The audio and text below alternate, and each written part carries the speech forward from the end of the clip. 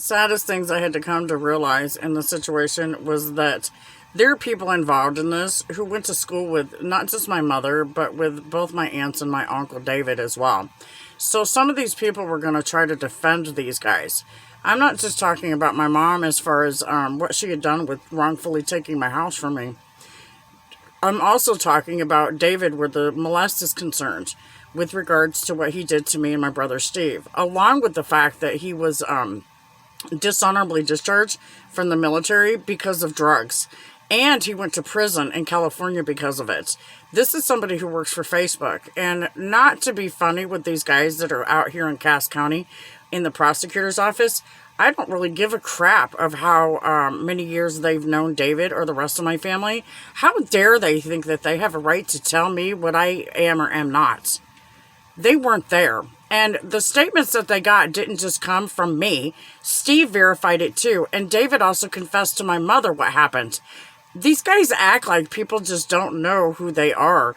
And they try to dictate and tell people what to do, what to say, and how to behave, even when it's not who that person is.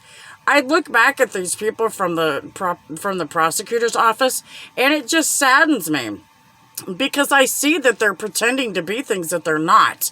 When you sit around and you try to judge others and tell others what the facts are and are not, you are no longer a prosecutor. You're a dictator who's trying to manipulate people and the facts to fit your motive. And these people should be ashamed of that. That's what these people are supposed to be fighting against, is that type of manipulation that's going on within our system. But no, they're not doing that. They're feeding into it. That is the problem. That is the core problem of the situation. They mean well. I really believe that they do. However, when you stand there and you have the nerve to tell me whether or not I'm a victim, then you have the nerve to try to tell me what did or didn't happen when I'm the one who lived it. It's my journey, not yours. Especially when there's victims to substantiate what I'm telling people. These guys are the ones who are in denial, not me. And it's time for them to wake up because they're part of the problem. When you people stand there and have the nerve to try to tell people what is and isn't, you make yourself part of the problem. You don't tell people whether or not they're victims. How dare you try to tell me what I am and am not allowed to do as an adult? Who do these people think they are? These are people that are acting as role models within the church, and they think they have a right to tell me how to be? They should be ashamed of themselves. Judge not, lest be judged thine own self. Let those who have no sin cast the first stone.